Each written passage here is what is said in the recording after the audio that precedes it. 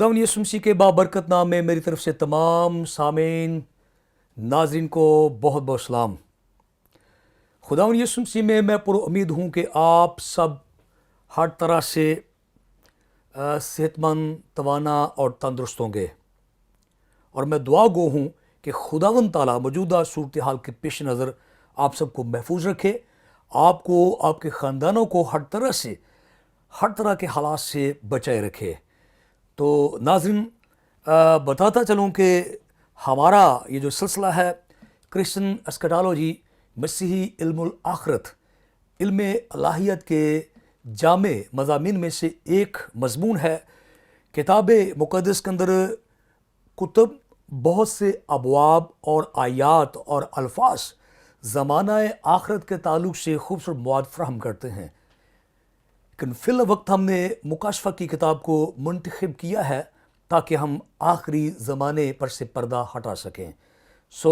इससे पहले कि हम बाकायदा तौर पर तफसीर का आगाज़ करें, मैं बता देना चाहता हूँ कि अगर आप बाकायदगी के साथ PMI TV देखते हैं और मुकाशफ़ा की तफसीर आप सुन रहे हैं, देख रहे हैं, तो आपको याद होगा कि हम अब तक पहले बाब को बड़ी तफसील के साथ देख चुके हैं, पढ़ चुके हैं, और अब हम दूसरे बाब की 10वीं आयत मुक़द्दसा तक पहुँचे हैं।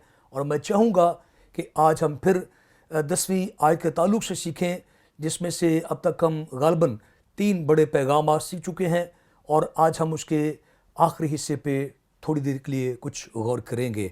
तो मैं अपनी तिलावत करूँगा, अगर आपके पास बाइबल मुक़द्दस मौजूद है, और मैं साथ साथ आपको याद भी दिलाता रहता हूँ कि बहुत अच्छा होगा कि आप अपने पास अपनी किताब मुक़द्दस रखें, नोटबुक रखें, कोई हवाला, कोई बात अगर आपको अच्छी लगती है और आपकी मालूमात में इजाफ़ा करती है तो उससे नोट कर लीजिएगा। तो नाज़रीन, दूसरा बाब उसकी 10वीं आयत मुक़द्दसा मैं तिलावत करने लगा हूँ। जो दुख तुझे सहने होंगे उनसे खौफ ना कर, देखो इब्लीस तो में से बाज़ को कैद में डालने को है ताकि तुम्हारी आजमाइश हो, और 10 दिन तक मुसीबत उठाओगे। खुदा के कलाम का पढ़ा जाना हमारी बरकत का बायस हो। दुआ मांगे। कादिर मुतलक खुदा, मैं तमाम सामीन नाजरीन को तेरे कदूस हाथों में देता हूँ। यीशु मसीह नासरी के नाम के सबब से इस वक्त जो तेरा कलाम सुन रहे हैं, देख रहे हैं, इनकी कोई भी शख्सी, ख़ानदानी बीमारी, कमज़ोरी, डिप्रेशन, खौफ, दहशत, वहशत है तो यीशु के नाम से दफ़ा हो जाए, यीशु के नाम से चली जाए। तेरे लोग आज़ाद होकर तेरे पाक कलाम को सुने और ज़िंदगी पाएँ, मसीह खुदा के वसीले से, आमीन। तो नाज़रीन, चूँकि 10वीं आयत के अंदर बहुत सारी ऐसी बातें थी जिनको देखना, परखना, पढ़ना, जांचना, ऑब्ज़र्व करना, देखना, ऑब्ज़र्व करना हमारे लिए बेहद ज़रूरी था। तो फिर मैं थोड़ा सा इख्तिसार के साथ जो है वो रिपीट कर देना चाहता हूँ। हमने देखा था जो दुख तुझे सहने होंगे, फिर हमने देखा कि इब्लीस कैद में डालने को है, फिर हमने सीखा कि 10 दिन क्या होते हैं। यहीं पे हमने पहले पैगाम का जो है इख्तिताम किया था। आज मैं फिर जो है आपको 10 रोज़ के ताल्लुक़ से कुछ बताना चाहता हूँ। तो आपको याद होगा कि हमने किताब मुक़द्दस में से पैदाइश की किताब 24वां बाब 55 आयत, गिनती की किताब उसका 11वां बाब 19वीं आयत, और पहला समूल उसका पहला बाब उसकी 8वीं आयत मुक़द्दसा, और अय्यूब नबी का सहीफ़ा 19वां बाब 3री आयत, और डैनियल नबी की किताब उसका पहला बाब 12वीं आयत से लेकर 14वीं आयत तक हमने 10 रोज़ के बारे में सीखा था कि यीशु मसीह ने ये अल्फाज क्यों इस्तेमाल किए स्मुरना की कलीसिया के लिए कि तुम 10 दिन तक मुसीबत उठाओगे।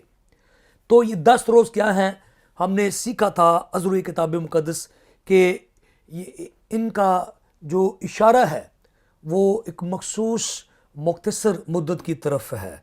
तो मैंने बताया था कि उलमा के 2 मकतबे फ़िक्र हैं जो 10 रोज़ के ताल्लुक़ से कुछ बयान करते हैं।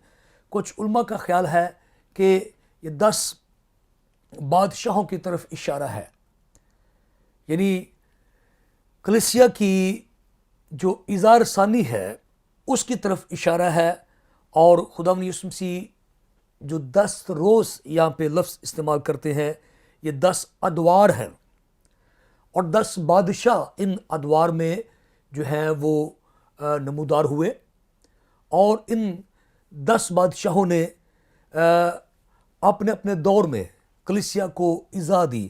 وہ سب نے اس طرح حاصل نہیں کیا، ان میں سے کچھ بادشاہوں نے کلیسیاؤں کے ساتھ اچھا برتاؤ کیا، لیکن اکثریت نے کلیسیا کو ایذا دی، اور یوں یہ اظہار ثانی کا جو دور ہے یہ 10 بادشاہوں کی حکومت میں ہی جو ہے وہ اس طرح سے ہوا۔ تو اس لیے کچھ علماء کا خیال ہے کہ یہ 10 روز سے مراد 10 بادشاہ ہیں۔ تو ناظرین، میں چاہتا ہوں کہ آپ ان باتوں کو نوٹ کر لیجئے گا۔ یہ 10 بادشاہ جو ان 10 دنوں کی عکاسی کرتے ہیں یا نشاندہی کرتے ہیں، حقیقتاً یہ کلیسیا کی اظہار ثانی کا سبب بنے، اور یہ جو کل مدت ہے کلیسیا کی ایذا کی، یہ کم از کم 3 صدیوں پر محیط ہے۔ یک کے بعد دیگرے یہ 10 بادشاہ آئے اور انہوں نے کلیسیا کو ایذا دی۔ تو میں گاہے بگاہے ان بادشاہوں کا تذکرہ کر چکا ہوں اپنے پہلے پیغامات میں، لیکن آج پھر میں آپ کو بتانا چاہتا ہوں۔ تو ناظرین، یہ جو اظہار ثانی کا دور ہے جس کا اشارہ خدا یسوع مسیح نے 10 روز کے الفاظ میں دیا ہے، یہ سن 64 سے AD 64 سے لے کر 311 AD تک جو ہے وہ محیط ہے، یعنی آپ کہہ سکتے ہیں کہ 3 صدیاں ہی بنتے ہیں۔ تو بالترتیب ان 3 صدیوں میں جو 10 بادشاہ آئے، ان کی دور حکومت میں کلیسیا ایذا سے گزری۔ میں چاہتا ہوں کہ آپ ان 10 بادشاہوں کے نام سے کچھ واقفیت حاصل کر لیں۔ گو بظاہر تو ہمیں کو روحانی اعتبار سے ان کا فائدہ دکھائی نہیں دیتا۔ آپ کو یاد ہوگا کہ میں نے تاریخ کے تعلق سے آپ کو بتایا تھا کہ ہم تاریخی باتوں سے جمپ لے سکتے ہیں، میں انہیں اگنور کر سکتا ہوں، لیکن یاد رکھیے تاریخ ایک بہت بڑا ٹیکسٹ پروف ہوتا ہے کسی بات کے لیے کہ کوئی چیز حالات اور تاریخ سے گزر کر گئی ہے۔ میں ان 10 بادشاہوں کا تذکرہ نہیں بھی کر سکتا، میں ان کو اگنور کر سکتا ہوں، جمپ لے سکتا ہوں، لیکن میں ان کی افادیت یہ بتا رہا ہوں کہ جو معترض ہوتے ہیں، جو ناقدین ہوتے ہیں، جو اعتراض کرتے ہیں بھئی یہ کتاب مقدس بدل چکی ہے، اس میں کوئی حقیقت نہیں ہے، یہ خود ساختہ کتاب ہے، کسی نے چینجنگ کر دی ہے، تو تاریخ ایک ایسا ٹیکسٹ پروف ہوتا ہے جس کو جھٹلانا آسان نہیں ہوتا۔ فرض کیجئے میں جمپ لے کر کہہ دیتا ہوں کہ کلیسیا 3 صدیوں کے لیے ایذا سے گزری، ٹھیک ہے بھائی، ناقد پوچھتا ہے، معترض پوچھتا ہے، اعتراض کرنے والا پوچھتا ہے کہ آپ کے پاس کیا ثبوت ہے؟ تو ظاہر ہے کہ جب آپ مکاشفہ کی کتاب کا 2 باب 10 پڑھتے تو وہاں پہ کوئی بھی ایسا تذکرہ نہیں ملتا۔ تو ہم یہ نہیں کہتے کہ تاریخ ہی سارا کچھ ہوتی ہے، لیکن تاریخ اور نام، مملکتیں، سلطنت، جغرافیہ اس بات کی زبردست تائید کرتا ہے کہ کتاب مقدس کے اندر جو واقعات ہیں وہ حقیقت پر مبنی ہیں۔ گو میں نے پہلے بھی یہ بات کہی کہ ہم پوری طرح سے ان پہ ہی رلائی نہیں کرتے، ہمارا ایمان تاریخ کے بغیر بھی جو ہے وہ کتاب مقدس پر مستحکم ہے۔ ہم پر یقین ہے کہ یہ الہامی کتاب سچ اور برحق ہے، لیکن ایک ایکسٹرا ہمیں جو سپورٹ ملتی ہے وہ تاریخ ہوتی ہے، اور تاریخ میں بادشاہوں کا تذکرہ ہوتا ہے، حالات کا تذکرہ ہوتا ہے۔ تو میں اس لیے یہاں پر ان بادشاہوں کا نام جو ہے آپ کے سامنے رکھنا چاہتا ہوں۔ اس سے میری مراد صرف یہ آپ کو بتانا ہے کہ آپ جان سکے کہ حقیقتاً وہ ایسے کردار تھے، وہ کوئی فرضی کردار نہیں تھے، حقیقی کردار تھے۔ وہ اپنی نیت بیت میں خود اچھے نہیں تھے، لیکن جیتے جاگتے انسان تھے جنہوں نے کلیسیا کو ایذا دی، اور اس سے میری آپ کی حوصلہ فضائی ہوتی ہے کہ ہم کو ہوا میں موقع نہیں مار رہے. اور بادل نخواستہ کتاب مقدس کا تعلق کسی ہوائی اور فرضی کتاب کے ساتھ نہیں ہے، بلکہ یہ ایک سچ اور برحق کتاب ہے. اس کے اندر لکھی باتیں سچ اور برحق ہے.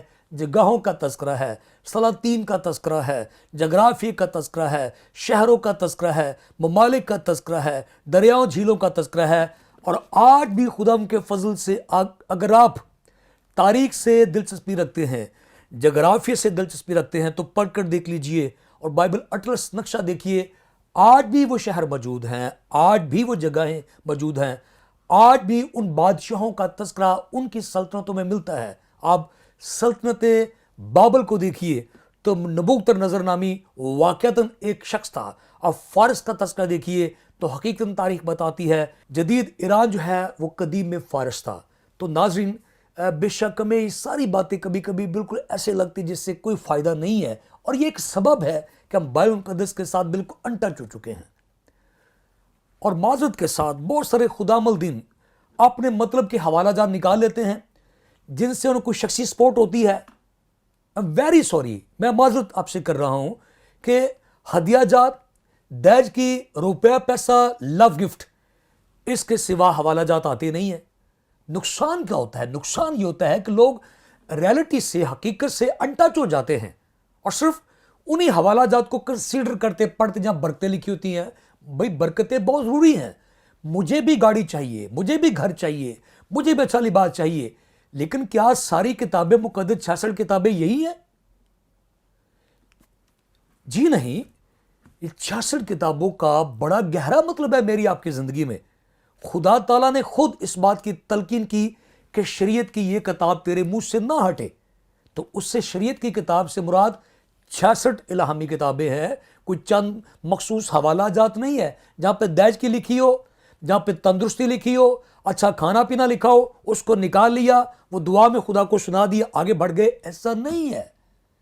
تو ناظرین، میں یہ بتانا چاہتا ہوں کہ ہمیں آگے بڑھنا ہے. پولس ریکویسٹ کرتا ہے عبرانیوں کے نام خط میں کہ کمال کی طرف بڑھو، منجمد نہیں ہو جانا. پھر وہ اپیل کرتا ہے کہ وقت کے لحاظ سے تمہیں استاد ہونا چاہیے. استاد کون ہوتا ہے؟ جو مطالعہ کرتا ہے، پڑھتا ہے. اور میں درخواست کروں گا ضمن میں وہ تھوڑی سی باتیں تفسیر سے جو ہیں وہ irrelevant ہیں، غیر متعلقہ ہیں، لیکن میرے دل میں یہ بات آئی اور میں کہہ سکتا روح القدس نے ڈالی، میں نے آپ سے شیئر کر دی ہے کہ ضرورتاً کتاب مقدس کا مطالعہ کیجئے. تاریخ پڑھیں، تواریخی کتابیں پڑھیں، تفاسیر پڑھیں. آپ کا انٹرسٹ خدا کے کلام میں زیادہ سے زیادہ ہو، بغیر کسی مطلب کے.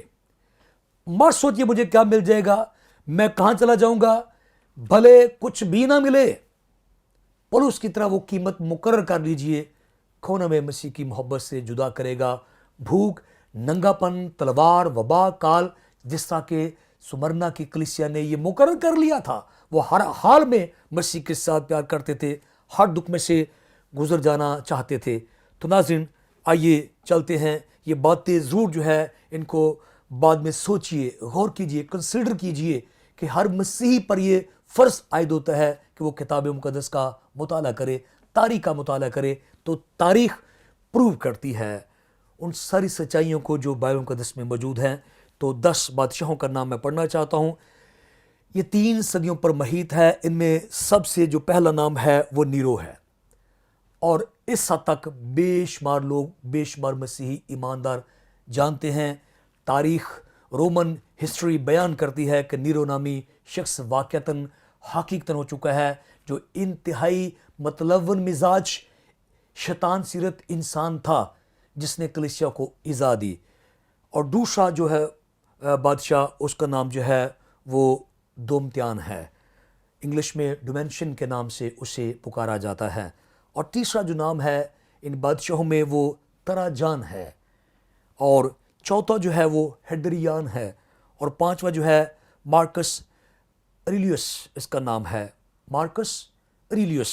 چھٹا جو ہے وہ سیپٹیمس بادشاہ ہے. اور 7واں دیوس، اور 8واں ویلیرین، اور 9واں ڈیوکلیتان، اور 10واں قسطنطین، اور 10واں جو بادشاہ ہے اس نے کلیسیا کو ایذا نہیں دی، بلکہ 313 میں یہ خود بھی مسیحی ہو گیا اور پوری دنیا میں مسیحیت کا بول بالا ہوا۔ تو ناظرین، یہ وہ 10 نام جو ہیں ان بادشاہوں کے ہیں جن کے ادوار میں کلیسیا بہت حد تک ایذا سے گزری۔ تو کچھ علماء کا خیال ہے کہ اس سے مراد یسوع مسیح نے جب 10 روز کا تذکرہ کیا تو اس کا جو اشارہ تھا وہ 10 بادشاہوں کی طرف تھا۔ تو یہ بات نوٹ کر لیجئے، مکاشفہ کی کتاب کے اندر جو ہے وہ کسی اس وقت کے بادشاہ کا تذکرہ نہیں کیا گیا، چونکہ یہ تاریخی کتاب نہیں ہے، یہ نبوتی کتاب ہے۔ تو دو طرح سے اس کی اپلیکیشن ہوتی ہے۔ ایک تو یہ کہ جو اس وقت موجودہ سچویشن تھی، صورتحال تھی، یسوع مسیح نے اس کو ڈسکس کیا لیکن کوڈ میں رکھا، کسی بھی بادشاہ کا نام نہیں لیا گیا۔ اور پھر جب ہم تاریخ اس کے ساتھ اٹیچ کرتے ہیں تو پھر ہمیں معلوم ہوتا ہے کہ یہ حقیقی کریکٹر تھے جنہوں نے کلیسیا کو ایذا دی اور کلیسیا اذیت میں سے گزری۔ تو ہم نے اب تک 2 تھیوریز دیکھی ہیں 10 روز کے تعلق سے۔ میں پھر دہرانا چاہتا ہوں، 10 روز سے مراد ایک معینہ مختصر چھوٹی سی مدت ہے جس کا ٹیکسٹ پروف ہمارے پاس کتاب مقدس ہے۔ بائبل مقدس میں میں نے آپ کو 4 سے 5 حوالے جو میں نے ریفر کیے، میں نے بتائے، جہاں پہ 10 روز سے مراد مختصر مدت ہے۔ اور پھر ابھی میں نے آپ کو بتایا کچھ علماء کا خیال ہے کہ یہ حقیقتاً اشارہ 10 دور حکومت کی طرف ہے، جس کا آغاز نیرو سے ہوتا ہے اور اختتام جو ہے وہ قسطنطین پہ ہوتا ہے، جو بالآخر تبدیل ہو گیا اور یسوع مسیح پر ایمان لے آیا۔ تو ناظرین، خداوند یسوع ہی جانتے ہیں کہ 10 روز حقیقتاً کیا تھے۔ علماء کے، مفسرین کے نظریات ہیں، خیالات ہیں، اور کوئی بات بھی حتمی طور پر نہیں کہی جا سکتی۔ آپ جب کبھی اس پہ ریسرچ ورک کریں گے اور آپ اس میں سے کچھ باتیں ڈھونڈیں گے تو شاید آپ کوئی تیسری تھیوری یا تیسرا خیال آپ کے ذہن میں آئے، بشرط کہ وہ کتاب مقدس سے مطابقت رکھتا ہو۔ لیکن آپ یہ اپنے نوٹس میں کر لیجئے گا کہ 10 روز سے مراد ایک مخصوص مدت ہے یا 10 بادشاہ ہیں، لیکن ان کا جو کنسرن ہے، جو تعلق ہے، وہ کلیسیا کی ایذا کے ساتھ ہے۔ اور یسوع مسیح کہتے کہ بالآخر تو ایذا کو ختم ہونا ہے، اور یہی ہوا کہ جب قسطنطین جو ہے وہ تبدیل ہو گیا تو کلیسیا کو رہائی ملی، آزادی ملی۔ کلیسیا انڈر گراؤنڈ تھی، زیر زمین تھی، چھپی ہوئی تھی، لوگ تعلیم سے محروم تھے، گھروں سے محروم تھے، اچھے پہناوے سے محروم تھے، کھانے پینے سے بھی بہت حد تک محروم تھے۔ تو جب قسطنطین جو ہے وہ مسیحی ہوا تو کلیسیا ایک طرح سے آزاد ہو گئی، اور کلیسیا جو ہے وہ ان تہخانوں سے باہر آ گئی اور عام سماجی زندگی بسر کرنا شروع کر دی۔ اس طرح سے بالآخر یہ جو 10 دن ہے وہ پورے ہوئے اور کلیسیا آزاد ہوئی۔ گو وہ آزادی کلیسیا کی روحانی ساکھ کے لیے تباہی بربادی کا سبب بنی، جیسے کہ تاریخ بیان کرتی ہے۔ کلیسیا چربا کلیسیا بن گئی، مکس ہو گئی، عقائد مکس ہو گئے، بت پرستی آ گئی، توم پرستی آ گئی، سورج پرستی آ گئی، بے شمار ایسے عقائد کلیسیا میں جو ہیں وہ مکس اپ ہو گئے جو کلیسیا کی روحانی تباہی بربادی کا سبب بنے۔ تاہم اختصار کے ساتھ یہی یاد رکھیے گا کہ 10 روز سے مراد یہاں پہ پہلا جو خیال ہے مختصر مدت ہے، دوسرا خیال ہے کہ 10 دور حکومت 10 بادشاہوں کی طرف اشارہ ہے۔ تو ناظرین، آئیے اب ہم خدا کے فضل سے آگے چلتے ہیں۔ دوسرا باب 10ویں آیت کے آخری حصے پہ میں آپ کی توجہ جو ہے وہ دلانا چاہتا ہوں۔ لکھا ہے، جان دینے تک بھی وفادار رہ تو میں تجھے زندگی کا تاج دوں گا۔ تو ناظرین، یہ خوبصورت وعدہ سمرنا کی کلیسیا کے ساتھ کیا گیا، اور سمرنا کی کلیسیا ہر ایماندار کی عکاسی کرتی ہے جو کسی بھی طرح سے ایذا سے گزرتی ہے۔ کورین کلیسیا کی تاریخ بیان کرتی ہے کہ کسی زمانہ میں مسیحوں کو مسیحی ہونے کے سبب سے بہت ساری ایذا دی جا رہی تھی۔ اس وقت کی حکومت نے 7 लोगों को पकड़ा, बादशाह के सामने लाए और जल्लाद को उनके सर उड़ा देने का हुक्म दिया गया। अब तक हुकूमत के लिए प्रॉब्लम यह थी कि जितने भी मसीही शहीद हो रहे थे, कोई भी यीशु का इनकार नहीं करता था। अब जल्लाद ने कहा कि मैं अपने तरीक़ेकार से इनका सर उड़ाऊंगा। इख्तिसार के साथ उसने एक दायरा लगाया और 7 मसीही ईमानदारों को उसने वार्न किया। उसने कहा कि मैं 7 तक गिनूंगा, आप में से जो शख्स अपने मसीह यीशु का इनकार कर देगा उसको मैं माफ़ कर दूंगा और बाकी का सर कलम कर दिया जाएगा। उसने तलवार ली और पांव से शुरू किया और जिस्म के साथ उससे टच करते हुए, बालों के साथ लगाते हुए वो 1, 2, 3, 4, 5 और 6, हम सब ने मौत के बारे में सुना हुआ है। अब बेशुमार गीत गाते हैं, असी अग दियां पट्टियां च सड़ांगे, शेरां दियां गारां विच वड़ांगे। लेकिन जब ये हालात सामने आते हैं, जब पिस्टल किसी के कन पट्टी पे होता है, तब पता चलता है कि मौत कितनी भयानक है। वो भी दफातन, अचानक, बगैर बीवी बच्चों को बताए, इतला के बगैर जब मौत दफातन आपके सामने आती है तो क्या हालात होते हैं। छठी दफ़ा जब उसने तलवार उनके साथ टच की तो एक शख्स वहाँ से दायरे से बाहर आ गया और उसने मसीह यीशु का इनकार कर दिया। बादशाह ने, उसके वज़रा ने तालियां बजाई, बड़े खुश हुए क्योंकि पहला मौका था कि किसी मसीही ने जो है मसीह यीशु का इनकार किया है। लेकिन दूसरे ही लम्हे उनके चेहरे जर्द हो गए। जल्लाद ने तलवार फेंकी और वो खुद दायरे में जाकर खड़ा हो गया। सब ने अपने सर पीटे और जल्लाद के सर में पानी डाला। भी आप ऐसा क्यों कर रहे हैं? उससे पूछा गया, तुम पागल हो गए हो? 7 लोगों का खून बहाना था, तुम्हारा दिमाग चल गया, तुम क्यों मर रहे हो? इन नामुराद मरदूद मसीहों की मौत क्यों मरना चाहते हो? वो कुछ नहीं बोला। उसने कहा, बस मैं यहां पे खड़ा होना चाहता हूं, मुझे मार दो। मुझे इन 7 लोगों के साथ ही, यानी 7वां खुद हो गया, 6 थे, तो उसने कहा कि मुझे भी इनके साथ मेरा सर उड़ा दो। वो नई बात मानी। बादशाह वज़रा बड़े बज़िद हुए तो उन्होंने कहा, ठीक है, हम तुम्हें ज़रूर तुम्हारा सर उड़ा देंगे, बस बता दो कि तुम क्यों मरना चाहते हो। तो जल्लाद ने कहा कि जब मैं 6 तक मैं गिन चुका और 7वीं दफ़ा मैं गिनने वाला था तो मैंने देखा कि आसमान से 7 ताज आ रहे हैं। ऐसा सोना, ऐसा नीलम, ऐसा पखराज, ऐसा जमुर्द, ऐसा अकीक, ऐसा संगे सुलेमानी, ऐसा फिरोज़ा, ऐसा लाल पत्थर जो उस ताज में जड़ा हुआ है, मैंने कहीं नहीं देखा। और जब ये बेवकूफ़ शख्स दायरे से बाहर आया है तो 7वां ताज ऊपर जा रहा था और मैं नहीं चाहता कि वो 7वां ताज ऊपर जाए। वो मैं ताज पहनना चाहता हूँ, मेरा सर भी कलम कर दो। और तारीख के मुताबिक उसका सर भी कलम कर दिया गया और वो ताज पहना गया। तो मसीह फरमाते हैं, जान देने तक वफादार रह, मैं तुझे ज़िंदगी का ताज दूंगा। तो स्मरणा की कलीसिया क्या वफादार रही, ये सब कुछ जानने के लिए देखते रहिए PMI TV। खुदा आप सबको इस कलाम के सबब से बड़ी बरकत दे। आमीन।